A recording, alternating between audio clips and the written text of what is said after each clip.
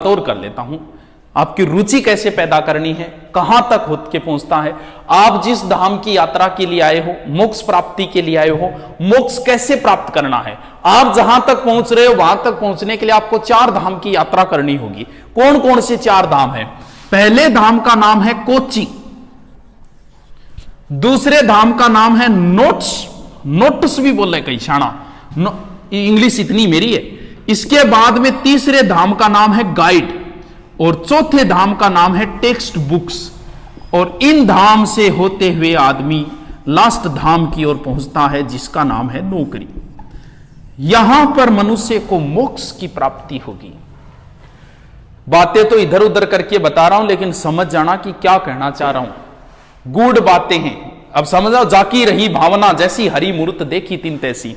अब आप समझोगे कि मैं क्या बता रहा हूं और क्या, क्योंकि जैसी भावना है वैसे ही समझोगे। फिर बता तो अनडायरेक्ट डायरेक्ट रहा हूं, लेकिन समझ जाना। खूबसूरती होगी, हर कोई युवा इसके लिए जाग रहा है, रातों को जाग रहा है, दिन को जाग रहा है, इधर उधर घूम रहा है, इन धामों की यात्राएं राय ले रहा है।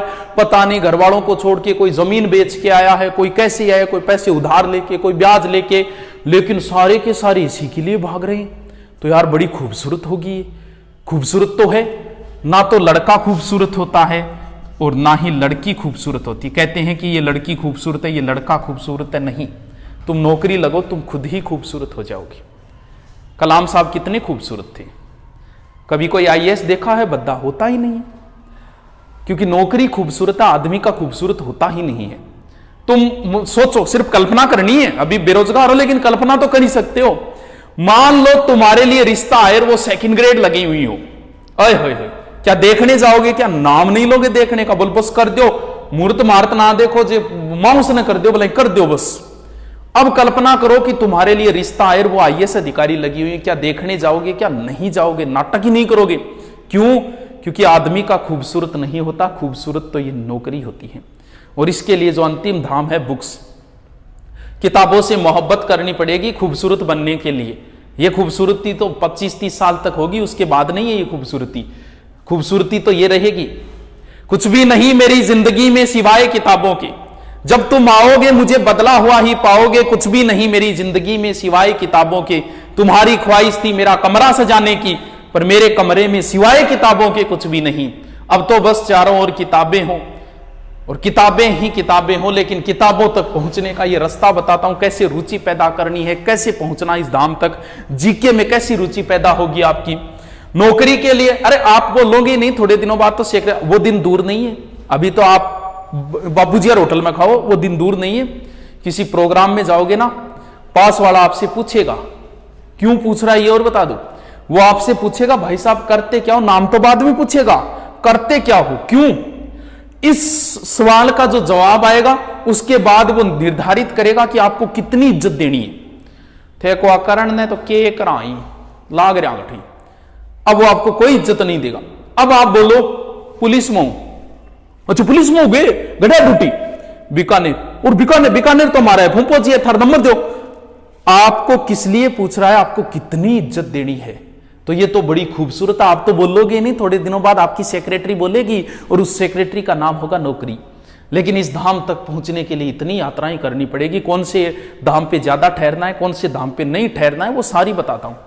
सबसे पहले जब दिमाग में नौकरी आती तो आदमी सबसे पहले इसी धाम की ओर रवाना होता है।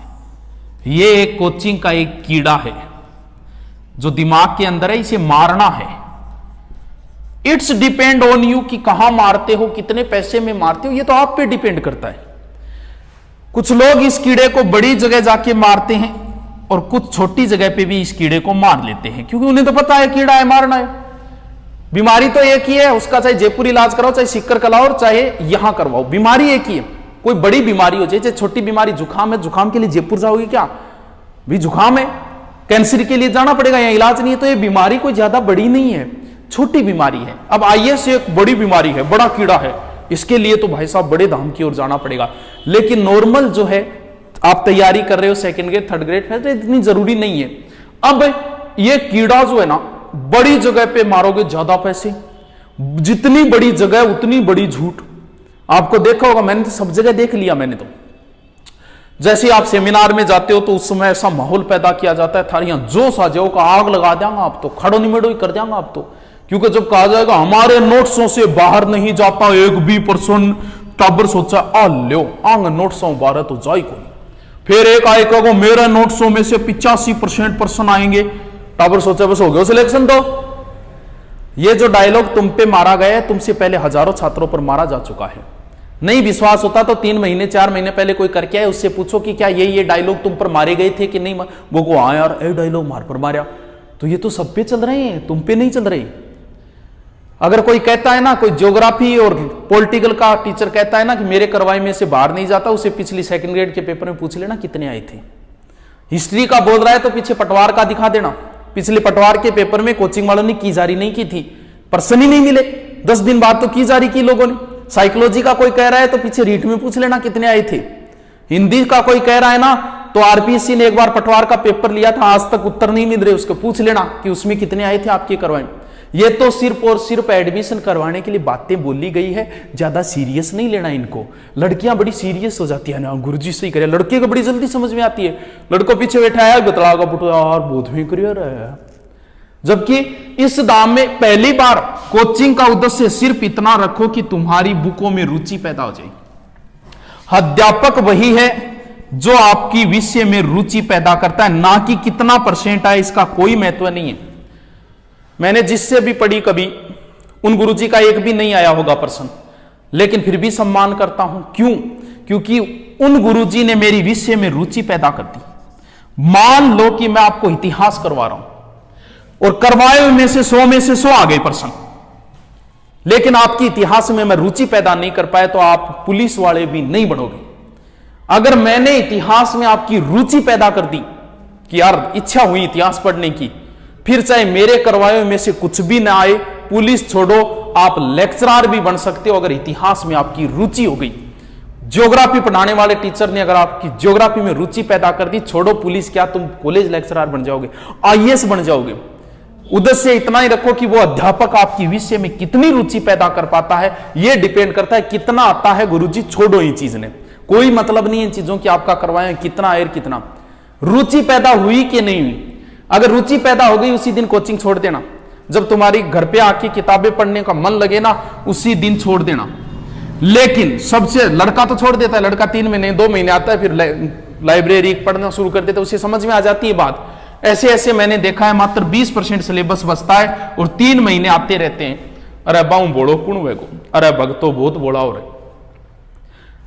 एक टॉपिक बता दो मुझे, ज्योग्राफी, हिस्ट्री, कल्चर, साइकोलॉजी, किसी का भी कि यूट्यूब पर नहीं है। एक टॉपिक सिंगल गिना दो कि ये टॉपिक सर यूट्यूब पे नहीं है। डीपली से डीपली चाहे साइंस का किसी का भी सर्च मार के देख लो, किसी ना किसी बंदे का डाला हुआ मिलेगा। तो यार जो 20 बच्चा है वो वहां सहयोग ले ले, कोई जरूरी थोड़ी है कि 20 के लिए तू 3 महीने और खराब करेगा। पहली बार लड़के तो कम ही आते, लड़के दूसरी बार कोचिंग नहीं करते, लड़कियां फिर इस कोचिंग को छोड़ के दूसरी कोचिंग में। अरे तू इसी धाम में अटकी हुई है, अभी तो 3 धाम और पड़े हैं, पहुंचेगी कैसे? इसको जितना जल्दी हो सके उतना जल्दी छोड़ना, उतना ही फायदा होगा। दूसरी बार भी मन करता है, बुलाती है मगर जाने का नहीं। दूसरी बार है, एक बार हो गया बस, आपकी रुचि पैदा होगी उसी दिन छोड़ देना इस धाम को, क्योंकि जितना जल्दी छोड़ोगे उतना जल्दी आगे बढ़ोगे। अब इस धाम के बाद आगे वाले धाम, ओ हो नोट्स, ये तो शौक भाई साहब, बिंगी पीडीएफ दे देर, बिंगी दे देर, बिंगी दे देर। आप कभी टोंक फाटक पे जाके एक आवाज लगाना, बी कोचिंग का नोट्स, भाई साहब लाइन लग जाएगी आपके सामने। बड़ी कोचिंग का नोट्स ज्यादा चाहिए। अरे तू जिस कोचिंग की बड़ी कोचिंग की बात कर रहा है, और उसने कितने बच्चे पढ़ा दिए, अगर उन नोट्सों से होता तो सिर्फ उनके ही होंगे। पोस्ट तो पुलिस की 5 जा रही है, बड़ी कोचिंग वाले 20-20 हजार पढ़ाएंगे, तो फिर वही लगेंगे, बाकी तो कोई लगेगा ही नहीं। तो फिर नोट्स क्या है? तानिया जी फिल्म का एक डायलॉग है कि तलवार वही विश्वसनीय होती है जो खुद की बनाई हुई हो। कोचिंग में गुरुजी आपको पढ़ा रहे हैं, मान लो कैसे बुक्स में रुचि कैसे पैदा करनी है, पहले दिन से ही पैदा करनी है इसको। देखो, मान लो मैंने आज आपको कोई टॉपिक पढ़ाना शुरू किया, जैसे मैंने एकीकरण पढ़ाया। हर बार बोलता हूं कि जब मैं लिखवा दूं टॉपिक के बाद में 3 या 4 लाइनें छोड़ देना, लेकिन शुरू से ही आदत पड़ी है, छोड़ते ही नहीं। यहां जो करवा रहे हैं उनको कुछ बच्चे रफ में लिखते हैं, फिर फेर में लिखते हैं। अरे इससे क्या फायदा होगा तेरे को, ये तो बता यार। तेरे को लिखना है, तेरे को पढ़ना है, यहां रफ में लिखे, घर जाके लिखे, क्यों टाइम खराब कर रहा है? 8-8 घंटों के फिर दोबारा लिखेगा तू, 4-4 घंटे वैसे खराब कर रहा है। जो मैंने एकीकरण करवाया इसे घर जाके पढ़ेगा 10 मिनट लगेगा, जबकि रफ में लिखे फेर में लिखेगा 1 घंटा लगेगा। तू तो बड़ा समय का बचाव कर रहा है यार। लिखना यही है जो कुछ लिखना, और प्रत्येक टॉपिक के बाद में 4 लाइनें छोड़नी है। कैसे? गुरुजी ने करवा दिया आपको, जैसे अरावली करवाई, आपने 4 लाइनें छोड़ दी। अरावली आपने गुरुजी करवाई, बात याद ही है, वो तो सबको याद है। लेकिन आपको तो भाई साहब 15 नहीं 18 लाख फॉर्म भरे गए, 18.17 है शायद, 18 लाख पुलिस के फॉर्म भरे गए, जबकि पोस्ट तो 5000 ही है। 18 लाख में से 5000 बंदे लेने हैं उसे। तुम्हारी अगर नहीं पढ़ रहे तो तुम्हारी कतई जरूरत नहीं है उसको। 5000 बच्चे चाहिए उसे, तो उसे पढ़ने वाले मिल जाएंगे, तुम्हारी जरूरत ही नहीं है। 5000 वो मिल जाएंगे जो अच्छा अध्ययन कर रहे हैं, उसे 5000 वो लड़के मिल जाएंगे जो 18-18 19-19 घंटे पढ़ते हैं। तुम्हारी जरूरत ही नहीं है, घर जाओ चाहिए। तुम 2 घंटे 3 घंटे पढ़ के सहनसा मर रहे, तुम्हारी कतई जरूरत नहीं है। क्यों? अब 18 लाख में से 5000 उसे पास करने हैं ना, तो बाकी लोगों को ये पेपर तुम्हें पास करने के लिए नहीं, फेल करने के लिए लिया जा रहा है। भूल मत जाना इस बात को। बहुत बार मैं कहता हूं कि गुरुजी के पढ़ामो कोचिंग हम करवा, अभी छोड़ के बाकी सारों पढ़ ले, वही आओगे। एसआई का पेपर वहां हमेशा बच्चों को बोलता हूं भैया कोचिंगों में वर्ण संधि समास उपसर्ग प्रत्यय करवाए जाते हैं, इनको छोड़ के बाकी पढ़ लेना, वही आएगा। और एसआई के पेपर में संधि का 1%, समास का 1%, बाकी सारे प्रश्न पूछे प्रायवाची वगैरह जो कोचिंगों में नहीं करवाए। अरे पेपर बनाने वाले को पता है ना। पहले पुलिस का पेपर 2010 की बात है, राजस्थान जीके पूछा गया, बी पार्ट है, बच्चों ने राजस्थान जीके रट लिया। बोले अब क्या करें? आगे वाले में उसने साइंस पढ़ ली, साइंस डाली, बच्चों ने क्या किया, कोचिंगों ने बच्चों ने साइंस पढ़नी शुरू कर दी। बोले यार अब क्या करा, फेल किया करा। आगे वाले में उसने कंप्यूटर पूछा, अब कंप्यूटर रटना शुरू। उसे पता है कि कोचिंगों में क्या करवाए जाते हैं, बच्चे क्या पढ़ता है। तुम कई बार सोचते हो ये टॉपिक टफ है, नहीं आएगा। क्यों नहीं आएगा भैया? वहीं से आएगा। इजी तो सबको ही आते हैं। पेपर तुम्हें फेल करने के लिए लिया जा रहा है, इस बात को मत भूल जाना। तुम्हें पास करने के लिए नहीं लिया जा रहा। तो वो चीजें पूछी जाएगी जो कोचिंग हुआ तो फिक्स मैटर होता है, वही करवाया जाता है। विश्वास नहीं होता तो आपसे जो पहले बंदे करके गए उनके नोट्स मिला लेना। और कुछ लोगों के तो 20-20 साल से वही नोट्स चल रहे हैं, वही लाइनें चल रही है, एक लाइन तक नहीं बदली है। अरे पैटर्न पूरा बदल गया, उनकी एक लाइन तक नहीं बदली है। तो भैया इनके भरोसे मत रहना, अपने तैयार करना। जैसे अरावली गुरुजी ने करवाई, अरावली तो गुरुजी ने करवाई, बहुत तो तैयार ही है। चाहे कोई कितनी गप मार ले, कितना ही झूठ बोल ले, हमेशा रिकॉर्ड रहा है 100 में से 10 से 15 बच्चों का ही सिलेक्शन होता है। और वो इस तरीके से पढ़ते हैं। बाकी तो जो गुरुजी कराए भी तो रट लेगा। वह देखे इतना मुझे और थारों पहले बहुत पढ़ के गए, इतना को नहीं होनो, इतो तो सारा ही पढ़ेगा। अब अरावली आप अपनी किताब में पढ़ो, यहां रुचि पैदा करनी है आपको, तो गाइड और बुक में करनी है। अरावली आप अपनी किताब में पढ़ो। गुरुजी वाला तो याद है, किताब में पढ़ो, उसमें कोई नई चीज आएगी, कन्फर्म आएगी, पूरा कोई करवा ही नहीं सकता। तो जो नई चीज आएगी वो आप उन नोट्सों के अंदर डाल दो कि ए 4 चीज गुरुजी को नहीं बताई, ए आपने डाल दो। ये नोट्स आपके बाद में बहुत काम आएंगे। कब? एग्जाम के वक्त। आपके पास जो किताब है, उस किताब को एग्जाम के वक्त आप रीडिंग नहीं मार सकते। क्यों नहीं मार सकते? इतनी मोटी किताब को कैसे मारोगे? 1 महीना बचा है, उस समय आपके नोट्स काम में आते हैं। नोट्सों को आप पूरे आपके ज्योग्राफी या हिस्ट्री के मेरे जो नोट्स है आप बनवा रहे हैं, आप भी बना रहे हो, वो आप 1 घंटे में पूरा पढ़ दोगे। लेकिन क्या 1 घंटे पूरी इतिहास की बुक पढ़ दोगे क्या? ना गुरुजी कौन पढ़ी से। तो ये काम आएगी एग्जाम के वक्त। अब बीच बीच में इन स्टेपों से जब एक भक्त गुजरता है तो बीच में कुछ लोगों से राय भी लेता है, विचार विमर्श करता है। आदमी राय हमेशा अपने आदर्श से लेता है। आदमी अपना आदर्श उस व्यक्ति को मानता है जो व्यक्ति अपने जीवन में सक्सेस है, सफल है। अब सफल आदमी की कुछ लोग राय बढ़िया देंगे आपको कि इस तरीके से तैयार करो, लेकिन 90% लोग तो इस तरीके की राय देंगे कि जैसे वो तो एक महान आदमी है, ऑटोमेटिक ही सिलेक्शन हुआ है।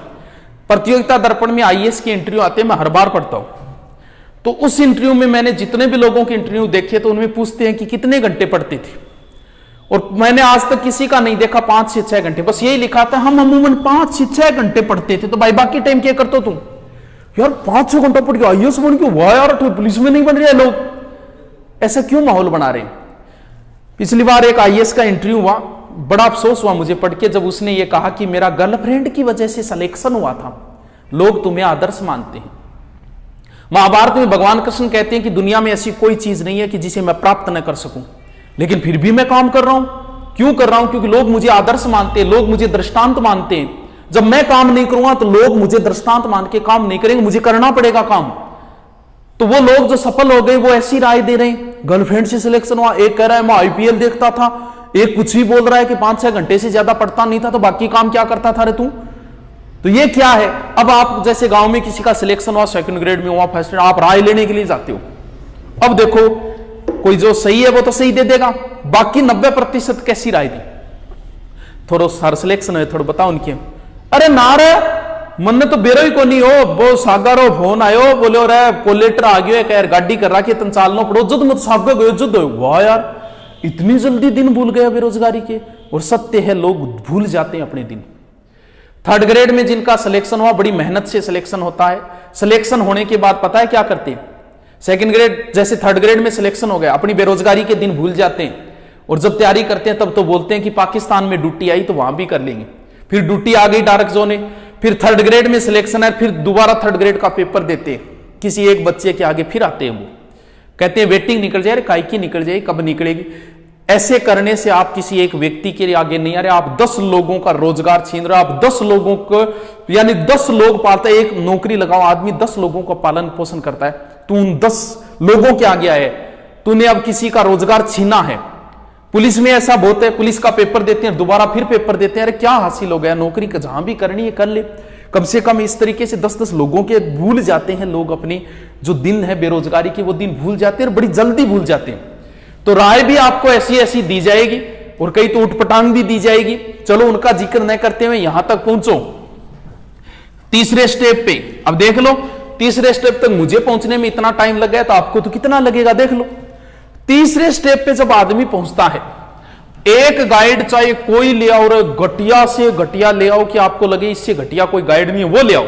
गाइड आपको लानी पड़ेगी, जिसकी आप तैयारी करो उसकी एक गाइड जरूर लेके आओ, क्योंकि इससे आपको पता चलता है क्या सिलेबस है, क्या है। एक गाइड से बाहर कितना का मैटर जाता है गुरुजी? 5%। बिल्कुल, मान लो अभी पेपर हुए हैं 1st ग्रेड का, फेसबुक पे पोस्ट देख लेना, एक भी पोस्ट मैंने नहीं देखे, सारी पोस्टें ऐसी देखी है, हमारी बुक से इतने पर्सन आए, हमारी बुक से इतने पर्सन आए। किसी कोचिंग वाले ने नहीं डाला कि मेरे नोट्सों से इतने पर्सन आए, किसी कोचिंग के अध्यापक ने नहीं डाला मेरे नोट्सों से इतने आए। नहीं आते भैया, फेंकने की बातें होती है, वो किताबों से आएगा। पिछली बार राजस्थान पुलिस के बी पार्ट में कोई कोचिंग वाला कह दो कि मेरे नोट्सों में से आया था, लेकिन किसी ना किसी किताब से तो आए हैं। इसलिए ज्यादा कोचिंग नोट्सों के पीछे मत भागो, अपनी गाइड अपनी बुक से नोट्स बना लो अगर सिलेक्शन चाहते हो तो। वो तो फेंकने की बातें होती है। गाइड के अंदर ना गुरुजी 5 को नहीं, ज्यादा जाए, चलिए आप 10 उड़ जाते हो ना गुरुजी, ज्यादा जाए, चलिए यार 15 उड़ जाते हो ना गुरुजी, 20% मैटर 12 उड़ जाए रहे तो कोई नहीं जान दे यार 20%, फिर भी 80 बच रहे हैं। अरे तो तेरो तो 80 में सिलेक्शन होने लाग रहे, फिर क्यों इन्हें भी ना भासतो फिर? एक गाइड को रट दो, पेज तक याद हो जाए तो दूसरी ले लेना। पेज याद होने का मतलब, जैसे कोई प्रश्न आया कि मेवाड़ मुगल संधि कब हुई, तो ऐसे होना चाहिए कि भाई पेज गए ई साइड में इन्हें नीचे नीचे लिखे है, इनको मतलब पेज याद होगा, फिर तू पढ़ ले चाहिए। बाकी एक तो पहले रट ले कि उसमें जो भी कुछ है मैं पहले तो ये रटूंगा। एक गाइड से अगर आप पहुंच गए यहां तक, इसमें कभी पहले रुचि नहीं होती है। ये लास्ट दाम है, राइटरों की बुकें आदमी सबसे अंत में पढ़ता है। जिस दिन तुम्हारा गाइड पढ़ने का मन करने लग जाए, समझ लो सिलेक्शन के नजदीक पहुंच गए। अगर आपका राइटरों की बुक पढ़ने में आनंद आने लगा तो समझो अब तो आप परम धाम के नजदीक ही हो। अगर यहीं अटके हुए हो तो बहुत दूर हो। जितना जल्दी हो सके छोड़ देना, जितना जल्दी हो सके। यहां तक बुक में अगर रुचि हो गई अच्छे अच्छे राइटरों की, तो फिर तो कहना ही क्या भाई, फिर तो आपको जरूरत ही नहीं पुलिस की, आप तो फिर कॉलेज लेक्चरर भी बन सकते हो। और जब यहां पहुंचोगे, सर लग जाएंगे क्या? अरे क्या लग जाएंगे यार। 21 साल का एक, अभी आरजेएस का रिजल्ट आया था, 21 साल का एक लड़का जिसका नाम था मयंक प्रताप सिंह, 21 साल का एक लड़का जज बन गया था। 21 साल को गुरुजी, हाँ 21 साल को, 25-25 का थे हो गया था, आधी आ गई है। जिस उम्र में तुम कोचिंगों में घूम रहे हो उस उम्र का एक लड़का जज बन गए। जिस उम्र में तुम लोगों की गाड़ियों में बैठ के आ रहे हो उस उम्र का एक लड़का सरकार से गाड़ी ले ली। जिस उम्र में तुम मकान ढूंढते फिर रहे हो उस उम्र के एक व्यक्ति ने, एक लड़के ने, और भाई साहब सरकार से मकान ले लिया। अब कलेक्टर भी उसके सामने खड़ा होगा, प्रोटोकॉल होता है अपना अपना, जज है भाई साहब, वो सामने खड़ा कर सकता है किसी को भी। वो जज बन गया। तुम जिस उम्र में लड़कियों के पीछे घूम रहे हो ना उस उम्र में क्या सजा देनी है वो ये डिसाइड करेगा 21 साल का एक लड़का। तुम जिस उम्र में फेसबुक पे सर्च मार रहे हो उस उम्र का एक लड़का जज बन गया, न्यायाधीश बन गया, राजा बन गया। न्याय करने का अधिकार राजा को होता था, राजा बन गया एक लड़का। इनके मां बाप तो गर्व करते होंगे कि यार क्या बात है, इनका समाज भी इन पे गर्व करता होगा कि 21 साल का जज बन गया।